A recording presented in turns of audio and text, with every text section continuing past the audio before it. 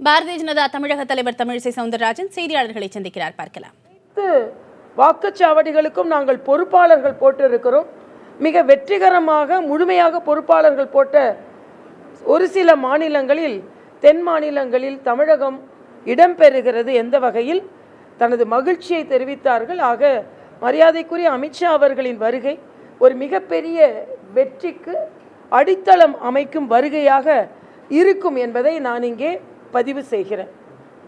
தமிழகத்தை பொறுத்தமட்டில் மத்திய பாரதிய ஜனதா கட்சி அரசு பல நல்ல திட்டங்களை தொடர்ந்து கொடுத்து வருகிறது.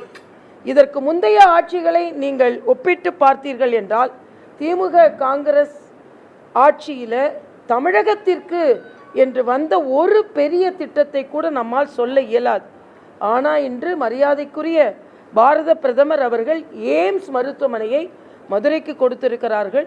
நேற்று கர்நாடகம் உறுப்பினரை கொடுக்கவில்லை என்றால் கூட காவிரி ஆணையம் அமைக்கப்பட்டிருக்கிறது, ஒழுங்காற்று குழு அமைக்கப்பட்டிருக்கிறது. மரியாதைக்குரிய ஜவடேகர் அவர்கள் நீட் தேர்விற்கு அந்தந்த மாவட்டங்களில் மையங்கள் அமைக்கப்படும் என்று சொல்லியிருக்கிறார்கள். இந்த 8 வழிச்சாலைகளில் கூட எங்கெல்லாம் மக்களின் உணர்வுகள் மதிக்கப்பட வேண்டும், அதனால் அவர்களின் உணர்வுகள் கேட்டறியப்பட்டு மிகப்பெரிய இயற்கை சீரழிவு எதுவும் இல்லாமல் தான் அந்த பாதையும் அமைக்கப்பட வேண்டும் என்ற கருத்தையும் மத்திய அரசு சொல்லியிருக்கிறது. ஆக தொடர்ந்து நீங்கள் பார்த்தீர்கள் என்றால் மத்திய அரசு தொடர்ந்து தமிழகத்திற்கு நல்ல திட்டங்களை கொடுத்து இருக்கிறது.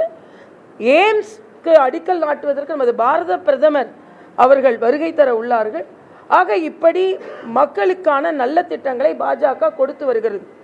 ஆனால் தமிழகத்தில் உள்ள பல கட்சிகள் வேண்டுமென்றே மத்திய அரசின் மீது விமர்சனங்களை வைத்துக் கொண்டிருக்கிறார்கள்.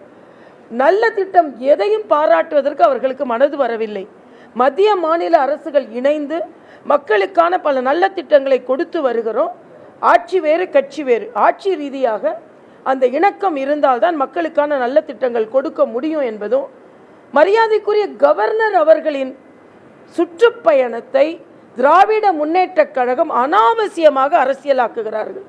ஏனென்றால் தெளிவாக அவர் தனது கருத்தை பதிவு செய்திருக்கிறார். உடனே கவர்னர் மிரட்டுகிறார், கவர்னர் எங்களை மிரட்டும் அளவிற்கு அறிக்கை கொடுத்திருக்கிறார். நிச்சயமாக கவர்னர் அவர்கள் மிரட்டவும் இல்லை, அவர் இட்டுக்கட்டி எந்த அறிக்கையும் கொடுக்கல. நியாயப்படி சட்ட ரீதியாக என்னென்ன இருக்கிறதோ சட்டப்படி உள்ள நிகழ்வுகளை அவர் அறிக்கையாக கொடுத்திருக்கிறார்கள் கவர்னர் மாளிகையிலிருந்து. இதில் வேற முத்தரசன் போன்றவர்கள் எங்களை மிரட்டுகிறார்கள், போராட்டத்தை அவர்கள் நசுக்குகிறார்கள் என்றெல்லாம் சொல்கிறார்கள். ஆக இவையெல்லாம் அரசியலமைப்பு சட்டத்தின்படி ஒரு கவர்னருக்கு என்ன உரிமைகளோ என்ன அதிகாரமோ அதை நாங்கள் பயன்படுத்துகிறோம். அதை எதிர்த்தால் எந்த அளவிற்கு தண்டனையை மற்றவர்கள் சந்திக்க வேண்டி இருக்கும் என்பதை தெளிவாக சொல்லி இருக்கிறார்கள் என்பதுதான் எனது கருத்து. நான் ஏற்கனவே சொல்லியிருக்கேன், அனுமதி இல்லாத இடங்களில் போராட்டம் நடத்தினால் யார் வேண்டுமானாலும் கைது செய்யப்படலாம். அப்படித்தான் திராவிட முன்னேற்ற கழகம் பல இடங்களில் குழப்பத்தை விளைவித்து சட்டம் ஒழுங்கு பாதிக்கப்படும் அளவிற்கு நடந்து கொண்டு அவர்கள் இப்படி எவ்வளவோ மக்கள் பிரச்சனைகள் இருக்கிறது, அத்தனை மக்கள் பிரச்சனைகளையும் விட்டுவிட்டு வேண்டுமென்றே இதை மட்டுமே கையில் எடுத்திருப்பது மக்களுக்கே இப்பொழுது வெறுத்து போய்விட்டது. இந்த கட்சிகள் எல்லாம் மக்கள் நலனை பற்றி பேச மாட்டார்கள் என்று அவர்கள் பேசும்போது என்ன சொல்லியிருக்காங்கன்னா, தமிழகத்தில் தீவிரவாத அச்சுறுத்தல் இருக்கு, ஊடகத்திலே தீவிரவாதிகள் புகுந்திருக்கிறதா சொன்னாங்க. இதை பற்றி நீங்கள் என்ன நினைக்கிறீங்க? இன்னும் இங்கே பயிற்சி முகாம்லாம் இருக்குது அப்படின்னு சொன்னாங்க. இல்லை, அதாவது என்னை பொறுத்த மட்டில் நீங்கள் அண்ணன் பொன் ராதாகிருஷ்ணனின் கருத்துக்களை தெளிவாக கேட்க வேண்டும் என்றால் அவரின் பத்திரிகையாளர் சந்திப்பில் இன்னும் அவர்கிட்ட நீங்கள் தெளிவுபடுத்திக்கலாம். நான் எனது கருத்து என்று நான் சொல்வது, ஏற்கனவே திருவள்ளூர் பக்கத்தில் திருப்பூரில் நக்சலைட்டுகள் கைது செய்யப்பட்டார்கள். அவர்கள் ஏற்கனவே அதிகாரப்பூர்வமாக இந்த அமைப்பை சார்ந்தவர்கள் என்று தெரிவிக்கப்பட்டிருக்கிறது. அது மட்டுமல்ல, பல போராட்டங்களுக்கு பின்னணியில் அவர்கள் இருக்கிறார்கள் என்ற செய்தியும் நமக்கு கிடைத்திருக்கிறது. அதை வைத்து அரசாங்கம் எச்சரிக்கையோடு இருக்க வேண்டும் என்பதும், ஆட்சி அதிகாரத்தில் இருப்பவர்களுக்கு இதைவிட அதிகமாக தகவல் கிடைத்தால் அதை அவர்கள் சரியாக பயன்படுத்த வேண்டும் என்பது எனது கருத்தாக.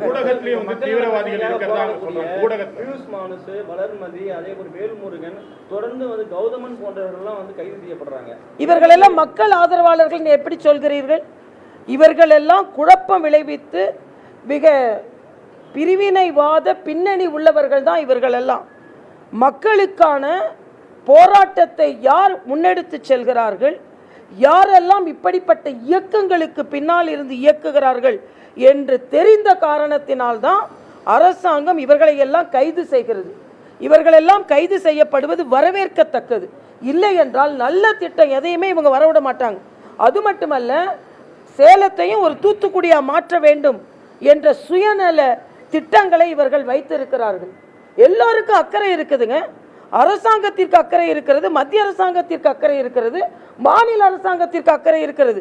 ஏதோ மத்திய மாநில அரசுகள் எல்லாம் மக்களுக்கு எதிரானவங்க போலவும், ஏதோ பியூஷ் மனுஷுக்கும் கௌதமனுக்கும் பாரதி ராஜாக்கும் இவர்களுக்குத்தான் மக்களை பற்றி அக்கறை இருக்கிறது என்பதை போன மாய தோற்றத்தை இவர்கள் ஏற்படுத்தி கொண்டிருக்கிறார்கள். அக்கறையோடு செயலாற்றுவதனால தான் மத்திய மாநில அரசுகள் இணைந்து செயலாற்றுகிறார்கள் என்பது மட்டுமல்ல, எங்கெங்கெல்லாம் குறைபாடுகள் இருக்கிறதோ அவையெல்லாம் சரி செய்யப்பட்டு இருக்கிறது.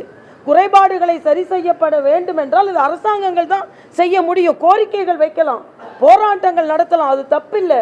ஆனால் போராட்டங்கள் மக்களின் உயிரை பலிவாங்கும் போராட்டங்களாக மாறிவிடக்கூடாது என்பதில் என்னை போன்றவர்களுக்கு அதிக அக்கறை இருக்கிறது என்பது எனது கருத்து. தூத்துக்குடியிலேயே மக்கள் போராட்டமாக இருந்தால் மட்டும் அதில் உயிரிழப்புகள் நிச்சயமாக நடந்திருக்காது. இவர்களைப் போலவர்களெல்லாம் ஊடுருவதனால தான் அது உயிரிழப்புகளில் ஏற்படுகிறது என்பது எனது வலிமையான பதிவு என்பதை நான் தெளிவுபடுத்துகிறேன். இல்லை, அதைத்தான் அது மரியாதைக்குரிய அண்ணன் பொன் ராதாகிருஷ்ணன் அவர்களிடம் கேட்டு தெரிந்து கொள்ளுங்கள். நான் திருப்பி சொன்னேன்.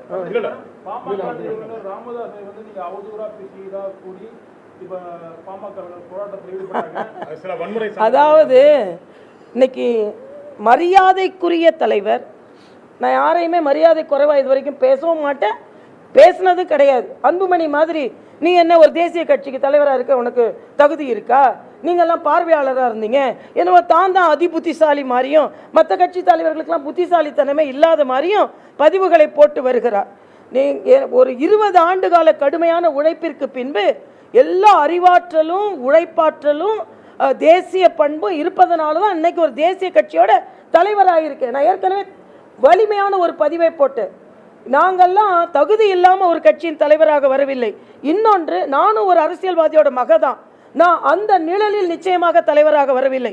எனது சுய உழைப்பினால் நான் தலைவராக வந்திருக்கிறேன்.